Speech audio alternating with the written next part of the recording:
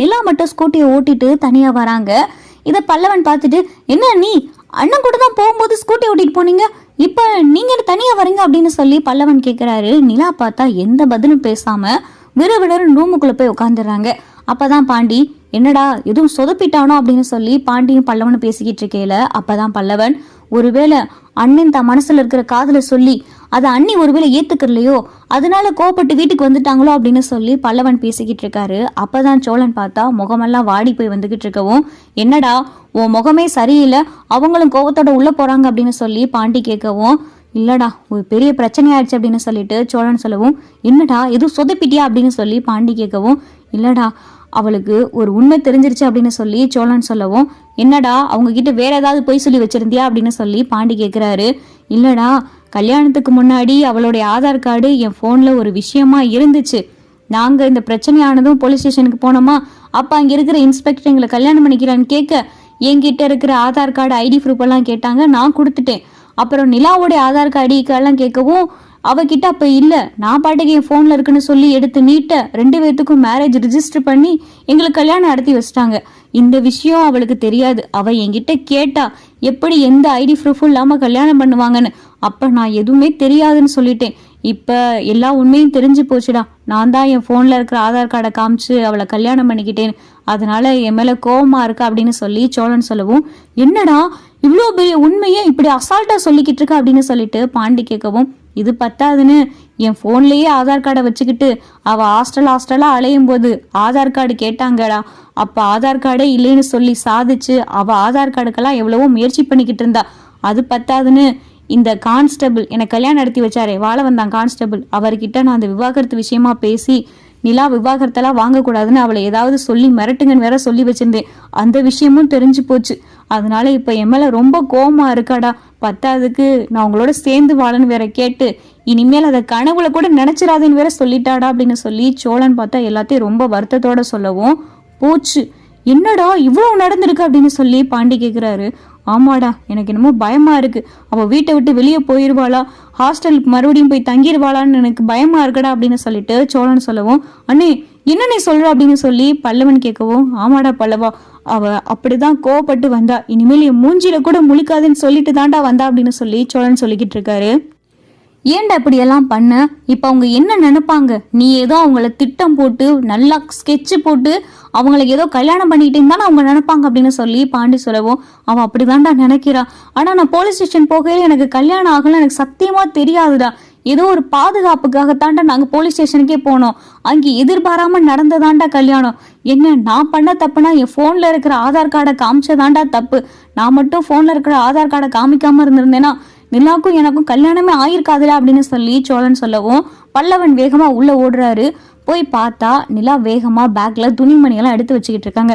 அண்ணி அண்ணி என்ன நீ பண்றீங்க அப்படின்னு சொல்லி பல்லவன் கேட்கவும், பல்லவா கொஞ்ச நேரம் அமைதியாரா அப்படின்னு சொல்லிட்டு நிலா சொல்லிட்டு வேகமா பார்த்தா பேக்ல எல்லா ட்ரெஸ்ஸையும் அள்ளி எடுத்து வச்சுட்டு வெளியே வராங்க. அண்ணி அண்ணி நான் சொல்றத கொஞ்சம் கேளுங்க அண்ணி, அண்ணி வீட்டை விட்டெல்லாம் வெளியே போகாதீங்க அண்ணி, அண்ணன் ஏதோ பண்ணிருச்சு அண்ணி, அண்ணனுக்கு பதிலாக நான் மன்னிப்பு கேட்டுக்கிறேன் அண்ணி, அண்ணி இன்னைக்கு உங்க பிறந்த நாள் வேற தானே அண்ணி, அண்ணி அண்ணி எங்கேயும் போகாதீங்க அண்ணி அப்படின்னு சொல்லிட்டு இங்க பார்த்தா பல்லவன் கதறவும் இந்த சத்தத்தை கேட்டு பாண்டியும் சோழனும் உள்ள வராங்க. எங்க என்னங்க பண்றீங்க, எதுக்குங்க பேக் எல்லாம் எடுத்துக்கிட்டு இருக்கீங்க, ஹாஸ்டல் போறீங்களா, என்னங்க ப்ளீஸ் என் கூட எந்த கோவமா இருந்தாலும் பரவாயில்ல, என் மேல நீங்க கோவப்படுங்க, என் கூட பேசாம கூட இருங்க, ஆனா அந்த வீட்டை விட்டு மட்டும் போகாதீங்க ப்ளீஸ்ங்க அப்படின்னு சொல்லிட்டு சோழன் பேசவும், நீ பேசாத அப்படின்னு சொல்லிட்டு இங்க பார்த்தா நிலா முறைச்சு சொல்லவும் சோழன் பார்த்தா அமைதியாயிராரு. அப்பதான் பாண்டி, என்னங்க கொஞ்சம் அமைதியா இருங்களேன், அண்ணன் வரட்டும், அண்ணன் வரவும் எதா இருந்தாலும் பேசிக்கலாம், கொஞ்ச நேரம் பொறுமையா இருங்களேன், வீட்டை விட்டு இதுக்காக போகணுமா, ஹாஸ்டல்லாம் போக வேணாங்க அப்படின்னு சொல்லி பாண்டி சொல்லவும், பாண்டி உங்களுக்கு எதுவும் தெரியாது அமைதியா இருங்க அப்படின்னு சொல்லி நிலா சொல்லிக்கிட்டு இருக்காங்க. அப்பதான் பார்த்தா சேரன் கையில நிலாவுக்கு ட்ரெஸ் எல்லாம் வாங்கிக்கிட்டு இங்க ரொம்ப சந்தோஷமா வீட்டுக்குள்ள வராரு. வந்து பார்த்தா நிலா பேகும் கையுமா முகமெல்லாம் வாடி போய் நிக்கிறத பார்த்துட்டு, என்னப்பா நிலா என்னப்பா பேக் எல்லாம் கையில வச்சிருக்க, டேய் என்னடா ஆச்சு, எதுவும் பிரச்சனை பண்ணீங்களா அப்படின்னு சொல்லி சேரன் கேட்கவும், பல்லவன் பார்த்தா கண்ணெல்லாம் கலங்கி போய் நிக்கிறாரு. சோழன் முகமும் வாடி போயிருக்கு. பாண்டி பார்த்தா எதுவுமே பேசாம நிக்கிறாரு. என்னடா ஆச்சு, என்ன ஆச்சு, ஏன் இப்படி எல்லாரும் ஒரு மாதிரியா இருக்கீங்க, நிலா வேற பேக்கும் கைமா இருக்கு, என்னதான் நடந்துச்சுன்னு சொல்லுங்கடா அப்படின்னு சொல்லி சேரன் கேட்கவும், அப்பதான் பாண்டி, அண்ணன் அவங்க ஹாஸ்டல் போறாங்களாம், வீட்டுல இங்க இருக்க மாட்டாங்களா இனிமேல் அப்படின்னு சொல்லி பாண்டி சொல்லவும், ஏன் பாணிலா என்னப்பா ஆச்சு அப்படின்னு சொல்லிட்டு சேரன் கேட்கிறாரு. அதுக்கெல்லாம் காரணம் இவன் தானே. இவன் ஃபோனில் ஆதார் கார்டை வச்சு இவங்களை கல்யாணம் பண்ணியிருக்கான், அந்த விஷயம் இவங்களுக்கு தெரிஞ்சிருச்சு அப்படின்னு சொல்லிட்டு பாண்டி சொல்லவும் அப்போ தான் பார்த்தா சேரன் ஐயோ பூச்சி அப்படின்னு சொல்லிட்டு சேரன் பார்த்தா என்ன பேசுறதுனே தெரியாமல் அமைதியாக இருக்காரு. அண்ணே, நான் அந்த வீட்டை விட்டு போகிறேன். இனிமேல் இந்த வீட்டில் நான் தங்க மாட்டேன். அதே மாதிரி திரும்ப நான் இந்த வீட்டுக்கு வரமாட்டேன். என்னை திட்டம் போட்டு கல்யாணம் பண்ணியிருக்காரு இவர். அதை என்கிட்ட ஒரு தடவை கூட என்கிட்ட அவரா வந்து சொல்லவே இல்லை. இப்போ நானா ஏதோ விஷயம் தெரிஞ்சுக்கிற போய் அவர்கிட்ட கேட்டு தான் இந்த உண்மையெல்லாம் தெரிஞ்சிருக்கு. பத்தாவதுக்கு இவரை நான் விவாகரத்து பண்ண போறேன் அப்படின்னு சொன்னதுக்கு எங்களுக்கு கல்யாணம் பண்ணி வச்ச அந்த கான்ஸ்டபிளுக்கு ஃபோன் பண்ணி இவர் தான் என்னைய சொல்லி மிரட்ட சொல்லியிருக்காரு. நான் இந்த மாதிரி இவரை விவாகரத்து பண்ணக்கூடாதுன்னு சொல்லி அந்த கான்ஸ்டபிள் எனக்கு ஃபோன் பண்ணி என்னை மிரட்டலாம் செஞ்சார். எல்லாத்துக்கும் காரணம் இவர் தான். என் கூடவே இருந்துக்கிட்டு எனக்கு தெரியாம எல்லா விஷயத்தையும் பண்ணியிருக்காரு. என்னை பார்த்தா இவருக்கு எப்படி தெரியுதுன்னு தெரியல. இவர் ஃபோனில் ஆதார் கார்டை வச்சுக்கிட்டு நான் ஆதார் கார்டுக்காக எவ்வளவு முயற்சி பண்ணேன்னு எல்லாத்தையும் இவர் பார்த்துக்கிட்டா இருந்தார். கல்யாணம் ஆன புதுசுலேயே நான் ஹாஸ்டலில் போய் தங்குறதுக்காக ஒவ்வொரு ஹாஸ்டலாக ஏறி இறங்கினேன். ஆனால் அங்கே எல்லாரும் கேட்டது ஐடி ப்ரூஃப், ஆதார் கார்டு. ஆனால் இவர் ஃபோனில் வச்சுக்கிட்டே ஒவ்வொரு ஹாஸ்டலாக என்னை ஏறி இறங்க விட்டார். எல்லாத்தையும் என் கூடவே இருந்து பண்ணிக்கிட்டு ஒன்றுமே தெரியாத மாதிரி முகத்தை வேற வச்சுக்கிட்டார். போதுண்ணே, இங்கே இருந்தேன்னா என்னால் எதையுமே ஏற்றுக்கிற முடியாது, என்னால் இங்கே இருக்கவும் முடியாது, நான் ஹாஸ்டல் போகிறேன் அப்படின்னு சொல்லி நிலா பார்த்தா பேக் எடுத்துட்டு விறுவிறுன்னு வெளியே வந்துடுறாங்க. சேரன் எதுவுமே பேசாமல் அமைதியாக நிற்கிறாரு. சோழன், பல்லவன், பாண்டியன் எல்லாரும் பார்த்தா எதையுமே பேச முடியலை.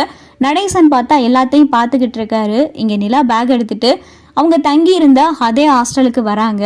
இங்கே ரிசப்ஷனிஸ்ட் பார்த்துட்டு என்னம்மா மறுபடியும் பேக்கும் கைமா வந்திருக்க, என்ன இங்கே ஒரு 2 நாள் தங்கிட்டு அதுக்கப்புறம் போறியா அப்படின்னு சொல்லி இங்கே ரிசப்ஷனில் கேட்கவும், இல்லை மேடம் இனிமேலும் நான் இங்கே தான் தங்க போகிறேன் அப்படின்னு சொல்லி நிலா சொல்லவும், என்னம்மா நினச்சிக்கிட்டு இருக்க, இது என்ன அவுட் ஹவுஸா இல்லை ஹாஸ்டலா? நீ பாட்டுக்கு இஷ்டத்துக்கு வருவ, 2 நாள் தங்குவ, அதுக்கப்புறம் மறுபடியும் வெக்கேட் பண்ணிட்டு போயிடுவ, அதுக்கப்புறம் வருவ. நீ கேட்கும் போதெல்லாம் ரூம் கொடுத்துக்கிட்டு இருக்க முடியுமா? இந்த ஹாஸ்டலுக்குன்னு சில ரூல்ஸ் எல்லாம் இருக்குமா அப்படின்னு சொல்லிட்டு அவங்க பார்த்தா பட்டுன்னு பேசவும் நிலாவுக்கு என்ன பேசுறதுனே தெரியல. மேடம் நான் பண்ணது தப்பு தான், என்னை மன்னிச்சிருங்க, ஏதோ போயிட்டேன். ஆனால் இனிமேல் இங்கே தான் தங்குவேன். இனிமேல் நானா எனக்குன்னு ஒரு வீடு பார்த்ததுக்கு அப்புறமா தான் நான் இந்த ஹாஸ்டல்ல இருந்து வெக்கேட் பண்ணுவேன். நான் இப்போதான் வேலையிலே ஜாயின் பண்ணியிருக்கேன். நான் இனிமேல் எனக்குன்னு வீடு பார்த்து அதுக்கு ரெண்ட் கொடுக்குற அளவுக்கெல்லாம் நான் சம்பாதிக்கணும், அதுக்குன்னு சில மாசங்கள் ஆகும். என்னை மன்னிச்சிருங்க மேடம், எனக்கு இந்த ஒரு தடவை மட்டும் ரூம் கொடுங்களேன் அப்படின்னு சொல்லி நிலா கேட்டதும், சரிம்மா இதுதான் ஃபர்ஸ்ட் அண்ட் லாஸ்ட், இனிமேல் வந்துட்டு 2 நாள் தங்குறது, அதுக்கப்புறம் ஒரு ரிலேட்டிவ் கூப்பிட்டாங்கன்னு சொல்லிட்டு இங்கிருந்து காலி பண்ணி போறது, இதெல்லாம் வச்சுக்கிற கூடாது. 3 மாசத்துக்கான ரெண்டை இப்பயே உடனே கொடுக்கணும், அப்படி கொடுத்தேனாதான் உனக்கு ரூம் அப்படின்னு சொல்லிட்டு இங்கே பார்த்தா ரிசப்ஷனில் கட் அண்ட் ரைட்டாக பேசவும் அப்போதான் நிலா வேற வழி இல்லைன்னு சொல்லிட்டு 3 மாசத்துக்கான ரெண்டையும் கொடுத்துட்றாங்க.